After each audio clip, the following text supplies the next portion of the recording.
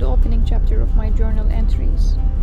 A journey through the labyrinth of self-discovery, solitude, and the intoxicating dance between me and we. I hope it doesn't sound as dramatic as it is in my head. Growing up, I didn't have anybody to be really close with. Friends, family member, etc. I always kind of felt like we were totally different, me and the people around me.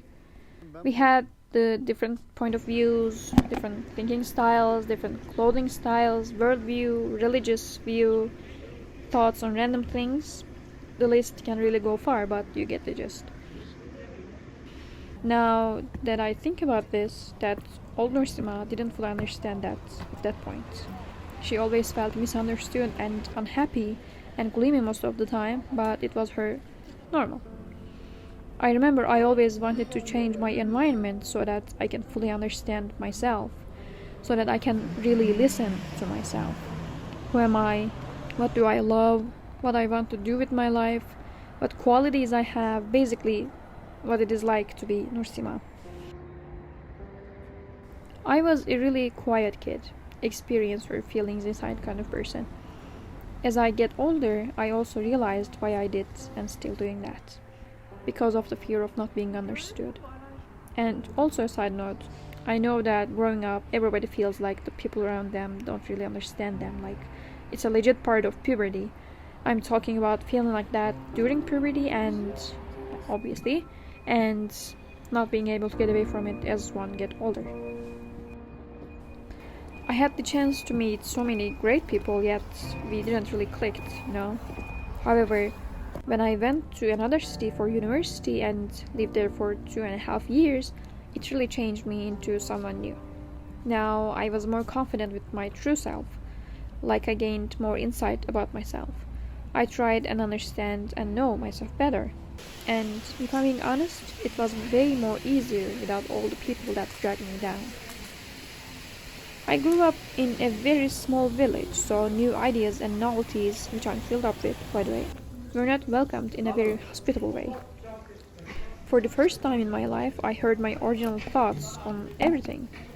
They were always there, of course, but they were covered in mud. I washed away that mud. I had the chance to see and feel my thoughts, and I could understand why I think what I think, how I think, and what kind of person I am. And as it turns out, I like being alone. I like being alone doing great things, sewing, reading, working out, walking, knitting, studying, all kinds of things. On the other hand, the word alone doesn't have a very positive connotation in society. But I was happier with myself than with someone else. Or the times I behaved most like myself were the times when I was with myself.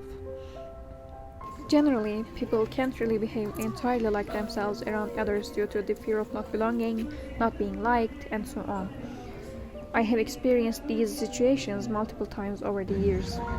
When apart, I miss my family and friends, but when we meet, I think like this doesn't serve me in any possible way, and felt an immediate regret every time. As a result, I started burying myself further in loneliness, avoiding calling my friends and refraining from visiting them. It was going well, but later on I realized that such a life is definitely not sustainable. People need human interaction, social activities. In embracing solitude, I discovered the beauty of self-awareness and the joy of pursuing my interests without external influences.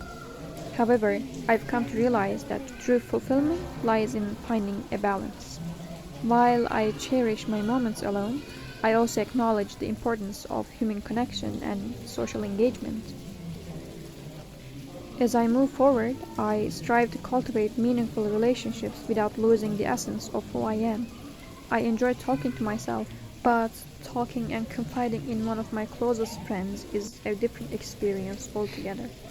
I enjoy going on a date with myself, but meeting up with a friend and making them happy is a completely different experience.